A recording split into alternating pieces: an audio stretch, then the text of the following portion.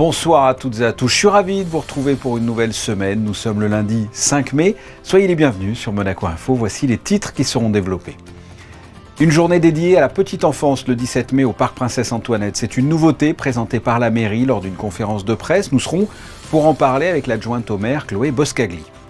En basket, ce mardi, la SM reçoit le FC Barça pour la rencontre capitale des quarts de finale d'Euroleague qui départagera ces deux équipes. Dans ce journal, les réactions de Mike James et du coach de la Roca Team. Le commissaire général adjoint de l'Automobile Club reviendra sur ce week-end de course avec les deux étapes de e-prix. Et dans le domaine culturel, retour sur la prestation dimanche soir de la grande pianiste Martha Argerich qui, à l'âge de 89 ans, a donné un concert avec l'Orchestre Philharmonique de Monte-Carlo dans le cadre des 50 ans de la disparition de Shostakovich. La Fondation Prince-Pierre était en Estonie ce week-end. Elle y a récompensé le compositeur Arvo Pärt pour ses années de travail au service de la culture. Sans oublier la présentation de deux expositions. La première qui rend hommage à deux figures mythiques, Jean Cocteau et Raymond Moretti, dans le restaurant Marius sur le quai Antoine Ier. Quant à la galerie Fondausit, vous le verrez, elle propose une nouvelle exposition aux accents britanniques. Et enfin, dans votre rubrique Ceux qui font Monaco, un focus sur l'imprimerie Ditto, située à Fontvieille. Mais avant de développer ces titres, avec l'arrivée des beaux jours, les carabiniers viennent de dire au revoir aux uniformes d'hiver. Ça s'est déroulé au moment de la relève. Les gardes montantes et descendantes se sont croisées. Les carabiniers en tenue d'été sont venus relever leurs collègues vêtus de l'uniforme hivernal sous les yeux des touristes. Toujours sur la place du Palais, à l'occasion de la célébration des 20 ans de règne du prince Albert II, une réception sera organisée à sa demande le samedi 19 juillet. Le souverain et son épouse accueilleront les Monégasques lors d'un cocktail qui se tiendra de 19h à 22h30 sur la place. Les modalités d'accès et de participation seront précisées ultérieurement. Et sachez que dans le cadre d'un essai technique, 3 coups de canon seront tirés depuis le Fort Antoine mardi entre 10h et 11h. Un périmètre de sécurité sera mis en place autour du jardin surplombant les canons. Nous invitons les promeneurs à éviter la zone pendant ce créneau. La mairie de Monaco a organisé une conférence de presse avec pour thématique le service petite enfance et famille ce lundi en début d'après-midi au foyer Sainte-Dévote sur le Rocher. Une conférence pour parler de nouveautés et faire le point sur ce service. Avec nous, Chloé Boscagli, bonsoir. Bonsoir. Comme je viens de le dire, vous avez donné une conférence de presse avec le maire pour notamment présenter une grande nouveauté qui aura lieu le 17 mai. Quelle est cette nouveauté? C'est une journée petite enfance, c'est ça? Exactement, c'est la première journée de la petite enfance organisée par la mairie de Monaco.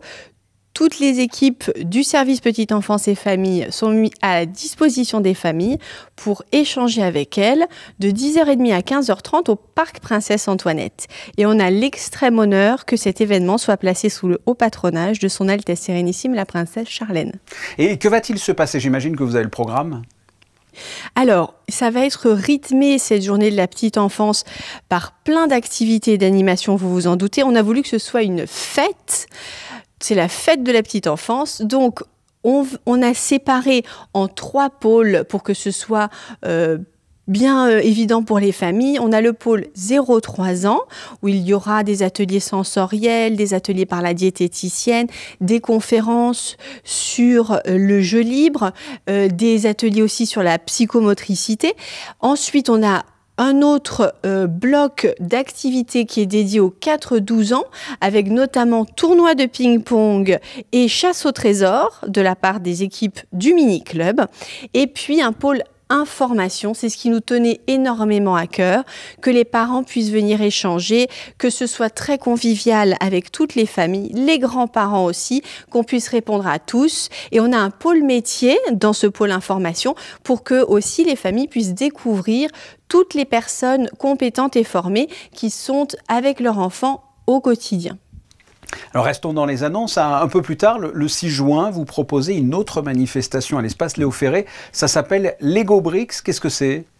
On continue Lego Bricks, super-héroïne et super-héros à l'espace Léo Ferré, donc qui est un moment très très apprécié des 8-12 ans puisque c'est leur première soirée quelque part et les parents nous les confient avec joie puisqu'ils savent que c'est pédagogique autour des Lego.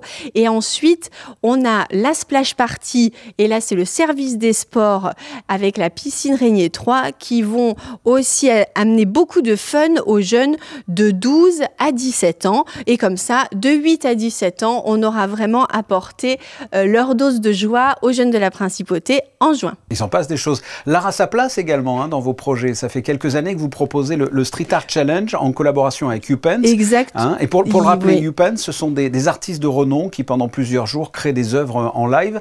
Et les jeunes donc y participent et vous souhaitez lancer un appel, c'est ça ?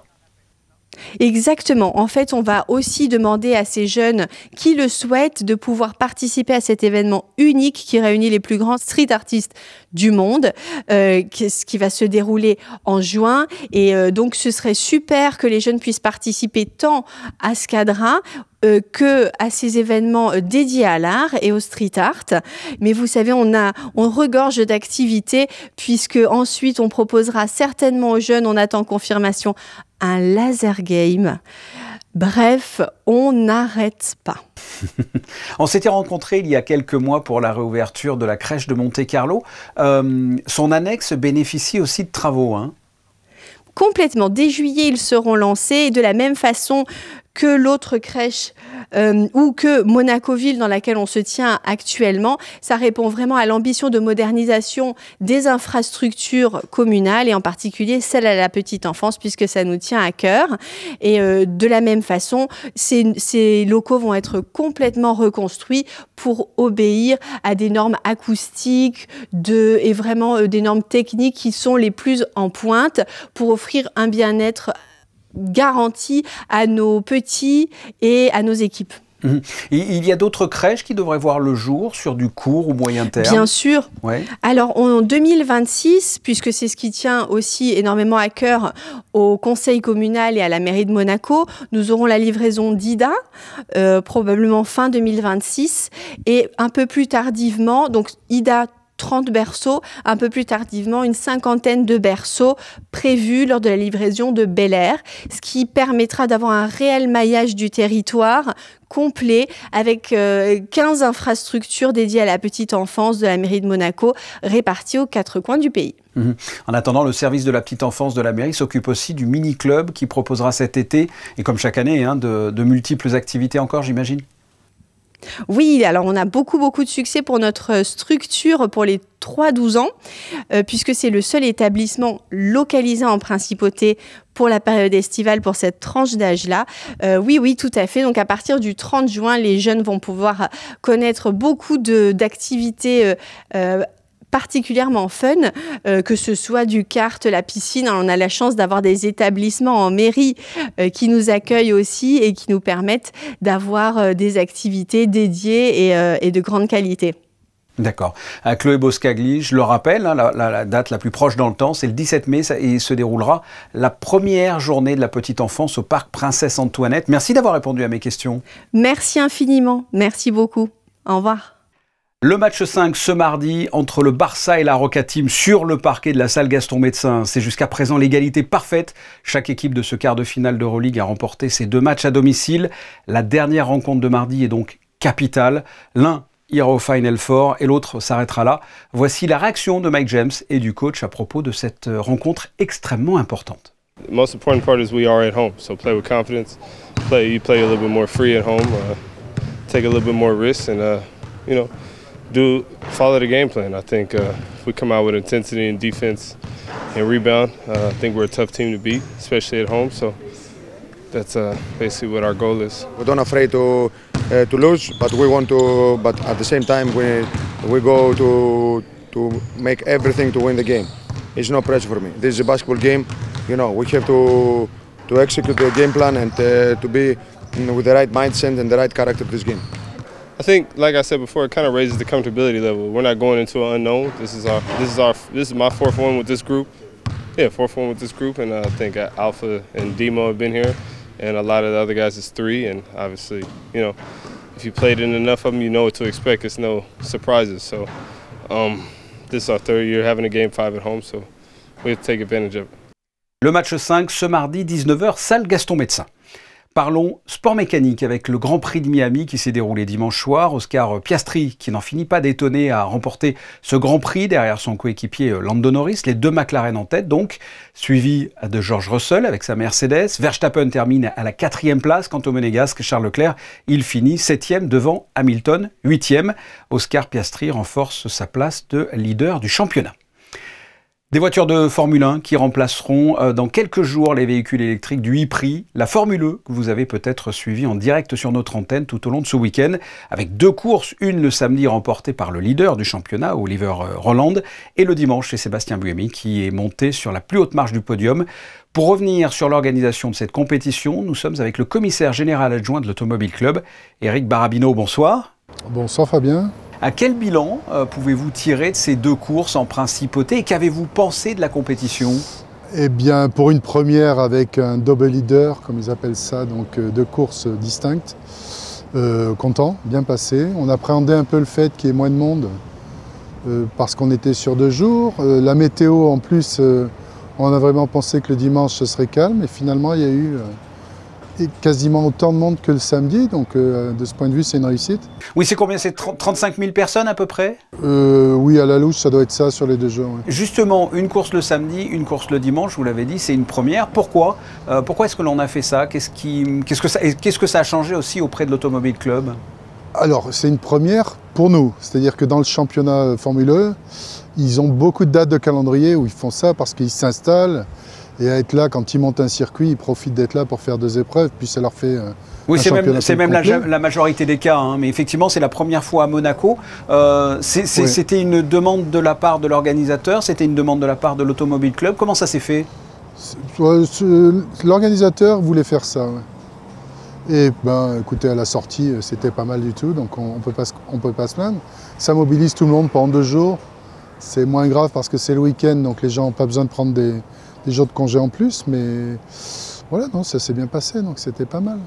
Justement, en termes de charge de travail, que ce soit pour l'Automobile Club ou pour les sociétés qui travaillent pour le bon fonctionnement de cette compétition, qu'est-ce que ça représente? Il y a combien de personnes autour de cette manifestation, par exemple? Globalement, on est sur les mêmes effectifs que pour la Formule 1, c'est-à-dire 600-700 commissaires, bon, on est 1500 personnes en tout, quoi, entre sécurité, médecins, tout. On a exactement les mêmes effectifs que pour la F1 ou l'historique. Et est-ce que ça pourrait, à l'avenir, je sais qu'on pose souvent cette question, enfin surtout au début du e-Prix, est-ce que ça pourrait à l'avenir remplacer la Formule 1 où on n'y est encore pas du tout?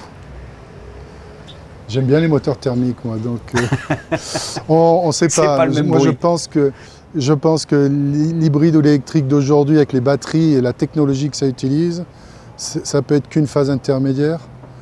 Moi, personnellement, j'espère que les essences de synthèse vont nous permettre de garder des pistons dans les moteurs. Voilà. Mais on ne sait pas où on va avec ça. La Formule 1 qui va arriver dans quelques jours pour un Grand Prix de Monaco le dimanche 25 mai. En termes d'installation, il y a encore beaucoup de travail pour accueillir cette compétition ou pas? Oui, tout à fait. Entre les épreuves, il y a beaucoup plus de travail que ce qu'on pourrait penser. Bon, au niveau piste-circuit, non. La F1 installe son électronique, ses antennes, tout ce qu'il faut pour récupérer les données des voitures, etc. Mais au niveau du paddock, où il y avait le e-village, il y a beaucoup de travail d'installation, de désinstallation, de réinstallation. C'est aussi le même schéma quand on passe du Grand Prix historique à l'électrique. Il y a tout un paddock à démonter, remonter. L'installation de la F1 est très volumineuse. Donc oui, il y a pas mal de boulot à ce niveau-là. Oui. Avec un début de saison de F1 qui est passionnant pour l'instant, comment vous abordez ce début de saison à titre personnel? On aimerait voir un peu plus de rouge devant, je sais, un bon supporter monégasque. Voilà, la performance n'est pas tout à fait là. McLaren a trouvé quelque chose. Ils sont au-dessus de tout le monde, comme ont pu l'être Red Bull les années passées. Donc il faut espérer que ça va se niveler. Le tout dit, je dirais, quand on voit les qualifs avec des différences sur les 10 premières voitures qui sont d'1, 2, 3 dixièmes, c'est tellement serré. En course, c'est encore différent, mais c'est assez intéressant. Oui. Il y a des belles bagarres. Bah écoutez, Éric Barabino, tout comme le e-Prix, le Grand Prix sera retransmis en direct sur Monaco Info. Merci d'avoir répondu à mes questions. Merci à vous. Et c'est un sport cérébral. Les jeunes du cercle d'échecs de Monte-Carlo étaient au championnat de France qui s'est tenu à Vichy. Et parmi les nombreux talents venus de toute la France, 8 jeunes représentant le cercle d'échecs de Monte-Carlo ont porté les couleurs de leur club et de la principauté. À noter la performance de Fiorina Berezovski, sacrée championne de France cadette. La performance de Fiorina sera célébrée le 7 juin lors du championnat de Monaco Jeunes qui se tiendra à la Maison des Associations. Et plus proche dans le temps, le 8 mai, l'équipe féminine du cercle d'échecs de Monte-Carlo défendra son titre lors du top 12 féminin. Le championnat de France des clubs se tiendra à Paris. Objectif, se hisser en demi-finale en terminant parmi les 2 premières de leur poule. On referme cette page sport pour se diriger vers l'auditorium Régnier 3, où hier au soir, l'Orchestre Philharmonique de Monte-Carlo a donné un concert dans le cadre des 50 ans de la disparition de Shostakovich. 3 œuvres étaient au programme. Une suite, la symphonie numéro 6 et le concerto pour piano et trompette, avec au piano la légende Martha Argerich. Un reportage de José Sacré et Alexandra Marangoni. De tels applaudissements valent mieux qu'un long discours. C'était dimanche 4 mai à l'auditorium Régnier 3. L'Orchestre Philharmonique de Monte-Carlo, dirigé par Dima Slobodeniuk, a rendu hommage à Shostakovich dans le cadre de la célébration du cinquantenaire de sa mort, avec au programme la symphonie numéro 6, la suite Katerina Ismailova et le concerto pour piano et trompette en do mineur avec en soliste Sergei Nakariakov, trompette, et l'exceptionnel, l'unique Martha Argerich au piano.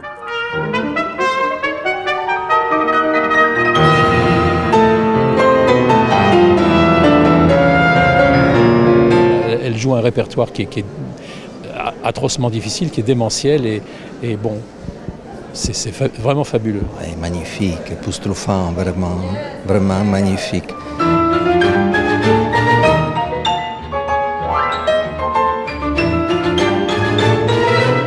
Qu'est-ce qu'elle a que les autres pianistes n'ont pas, Martha Argerich? Déjà une technicité éblouissante et en même temps une décontraction, une force.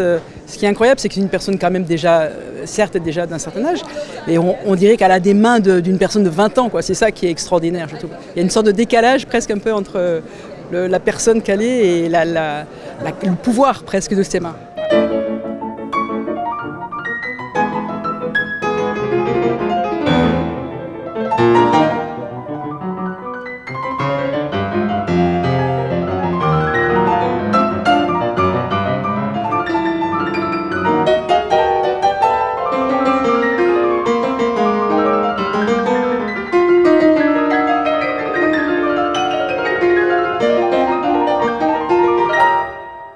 Je vis en Italie, mais je suis abonné ici à l'orchestre parce que je trouve que le niveau du programme et de l'orchestre et des solistes est magnifique. Difficile à trouver en Italie une saison comme ça, avec tout ça.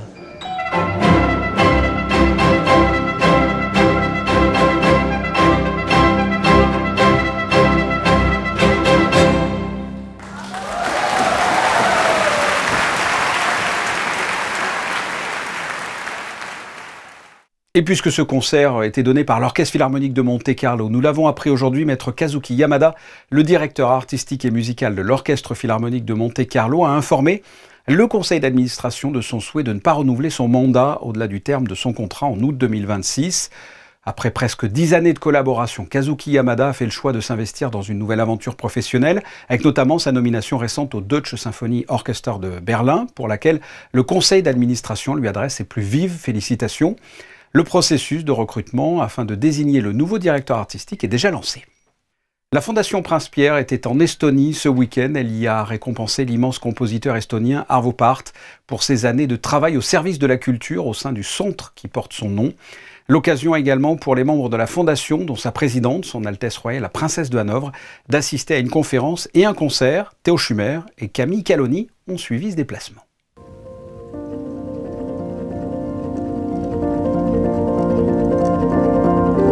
Bienvenue à Laulasma, à 45 minutes à l'ouest de Tallinn, la capitale de l'Estonie.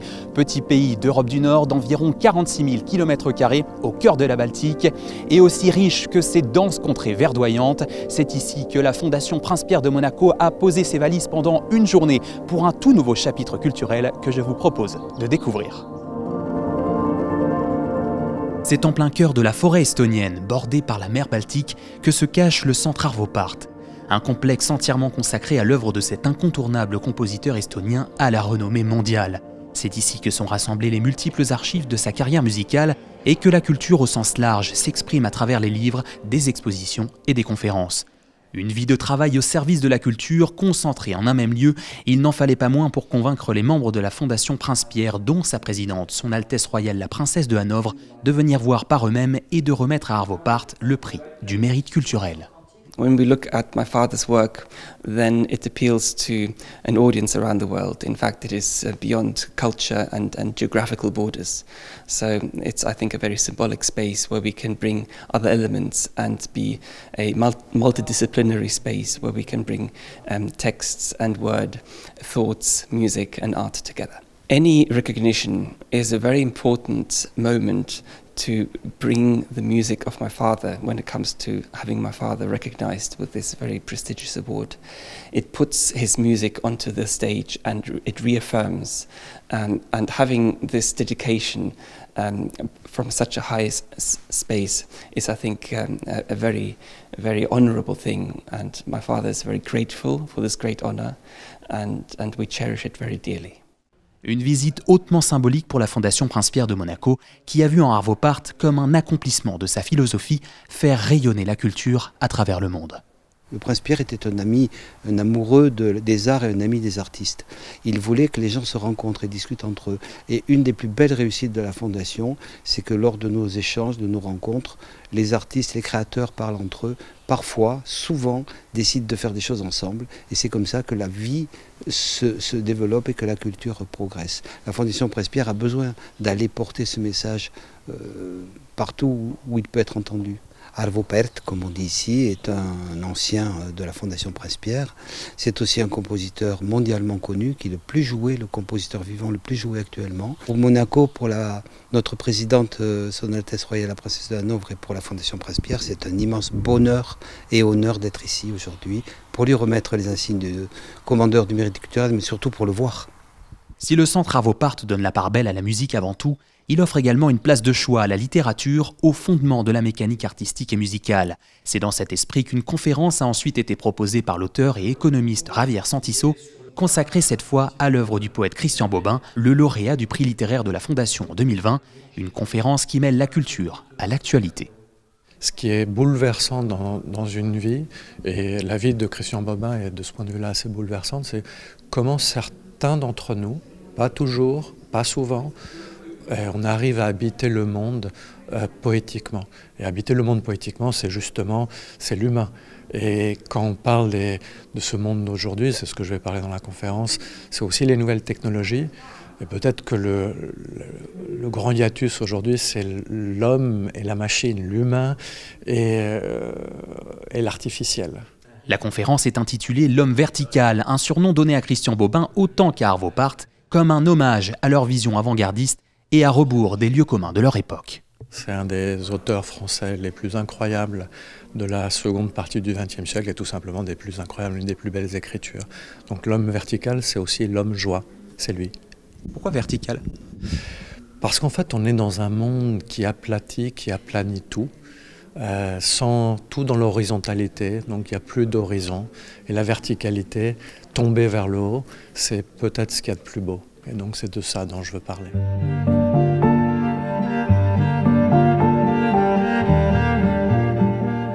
La journée se termine dans la capitale estonienne, Tallinn. Mais ce n'est pas pour ces rues médiévales classées au patrimoine mondial de l'UNESCO. Les membres de la Fondation ont rendez-vous à l'église Saint-Nicolas pour un concert donné par le chœur de Vox Clamantis, évidemment consacré à l'œuvre d'Arvo Pärt.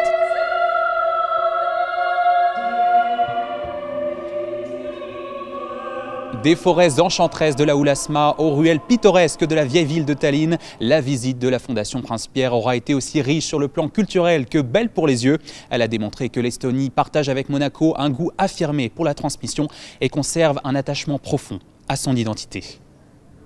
Toujours dans le domaine culturel, et si on dégustait une œuvre d'art comme un plat raffiné, le restaurant Marius, situé sur le port Hercule, ouvre désormais ses murs aux artistes. Avec son programme culturel The Art of Storytelling, l'établissement mêle gastronomie et création visuelle. Pour inaugurer cette initiative, une exposition inédite rend hommage à deux figures mythiques, Jean Cocteau et Raymond Moretti. Léa Dutrouille et Thomas Deus étaient sur place. Direction le port Hercule où une lumière autre que le soleil s'invite à table, celle de l'art. Chez Marius, les murs parlent, l'étoile respire. Le restaurant lance The Art of Storytelling, un nouveau chapitre où l'assiette dialogue avec la création. La plupart des établissements de restauration proposent simplement de la restauration et pour nous c'est de proposer une histoire autour de ça, proposer des thèmes, proposer des histoires à raconter, partager et découvrir aux nouvelles générations, faire découvrir aux nouvelles générations en tout cas l'art et des projets nouveaux en créant régulièrement des expositions et des événements dans notre établissement. Il est stratégique pour nous justement d'arriver avec des œuvres un petit peu hors du commun, des choses un petit peu différentes tout en ayant un lien avec la principauté.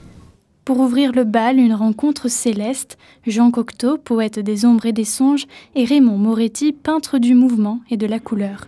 Ensemble, ils ont rêvé, l'âge du Verseau, un zodiaque en duo, moitié Cocteau, moitié Moretti, né entre les murs des studios de la Victorine.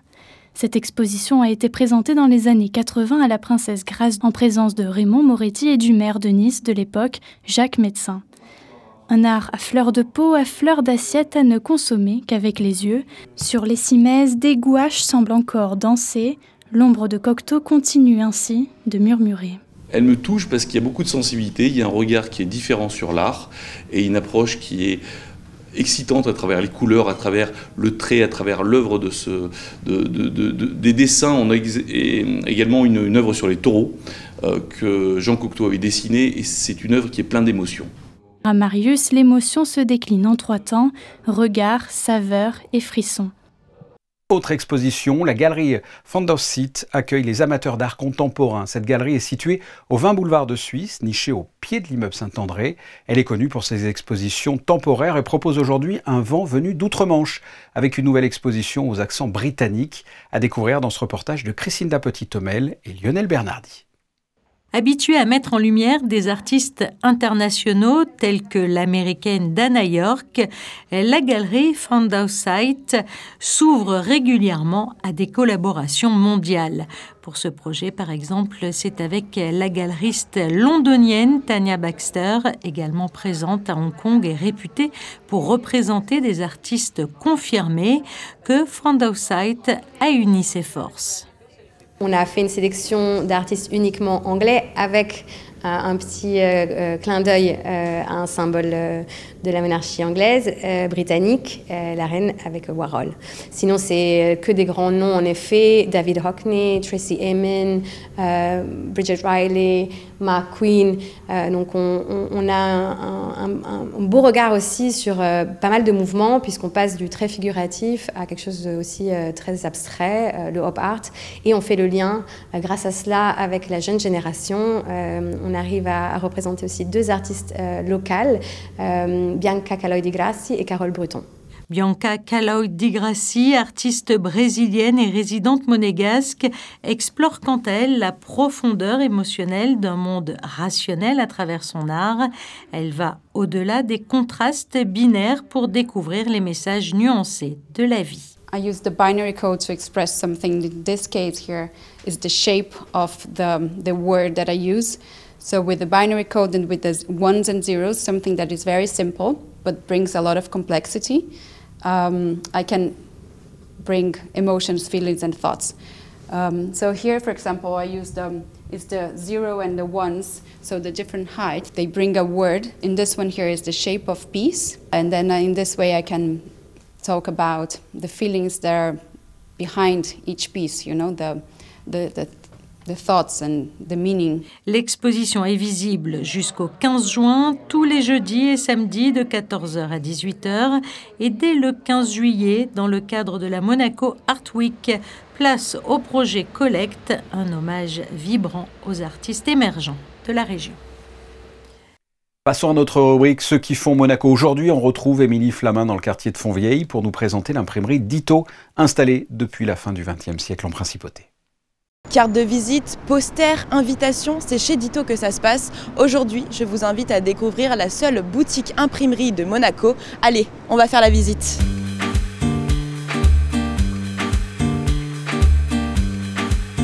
Implantée en principauté depuis 1996, l'imprimerie Ditto a su se renouveler à travers les années et l'arrivée des nouvelles technologies, même si elle garde aujourd'hui son cœur de métier. En 28 ans, on a énormément évolué.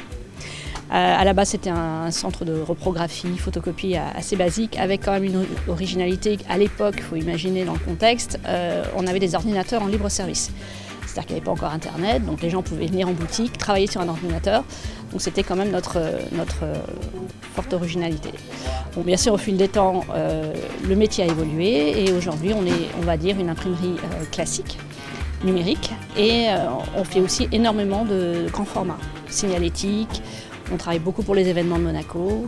Voilà, donc on est devenu extrêmement polyvalent, on va dire, dans le métier de l'impression. L'originalité aussi de Ditto, c'est d'être une boutique. Donc on a pignon sur rue. C'est assez rare d'avoir une imprimerie, on va dire, qui ouvre ses portes au grand public. Donc nous avons une variété de clients extrêmement large, donc qui va du particulier, effectivement, qui vient juste faire une photocopie, aux grosses entreprises de Monaco qui nous sollicitent pour des impressions de brochures, de lettres, cartes de visite. Dans cette imprimerie, c'est 30% de particuliers et 70% de professionnels. Et l'exemple le plus parlant de l'entreprise concernant les grands formats, c'est celui de l'hôpital de la Palmosa à Menton. On a recouvert toute une façade, donc il y a 280 mètres carrés de vinyle micro-perforés qui ont été installés, posés à la corde, tout ça. Et donc ça, c'est un très gros chantier pour nous et très valorisant aussi pour nous. Et tout part de cet atelier. Dans cette salle, on va imprimer, on va façonner, on va couper. Donc c'est ici en fait que toute la magie s'opère dans le grand format. Là par exemple sur la table vous avez, donc c'est pour une future enseigne qui sera située à Roquebrune. Ici donc on va venir donc faire toutes les finitions, faire tout ce qui va être contre-collage. Là en l'occurrence donc ils vont préparer l'enseigne, ils vont préparer l'adhésif qui va être posé sur l'enseigne. Après on va faire tout ce qui va être enrouleur, tout ce qui va être aussi bâche, banderole d'événementiel, voilà, tout ce qui va être échenillage. Donc là on va travailler sur l'adhésif particulièrement.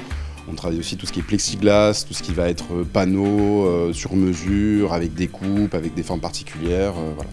Cet endroit, c'est l'ancien cybercafé de l'établissement, un lieu qui est aujourd'hui un espace de restauration où on peut toujours venir louer un ordinateur, un lieu convivial où on peut venir se restaurer ou bien travailler. Voilà une entreprise qui a su se réinventer au fil des années.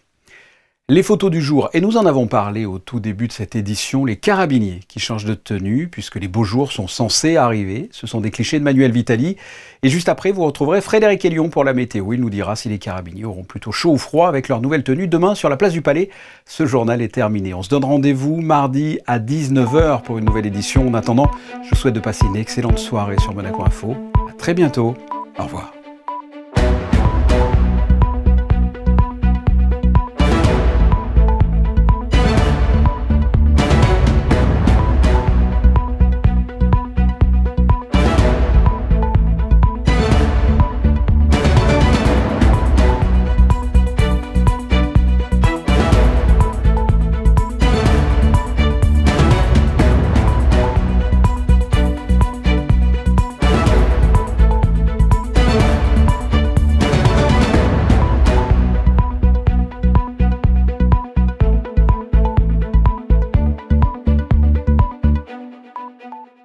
Retrouvez la météo avec Suisse Courtage, votre partenaire de confiance en assurance à Monaco. Protection sur mesure pour particuliers et professionnels.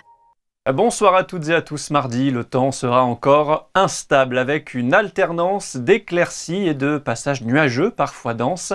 Et les températures restent basses pour la saison avec 14 degrés le matin et 18 l'après-midi. Mardi 6 mai, ce sera la Sainte Prudence, la journée internationale des drones et la journée mondiale du coloriage. Alors, à vos crayons. C'était la météo avec Suisse Courtage, votre partenaire de confiance en assurance à Monaco. Protection sur mesure pour particuliers et professionnels.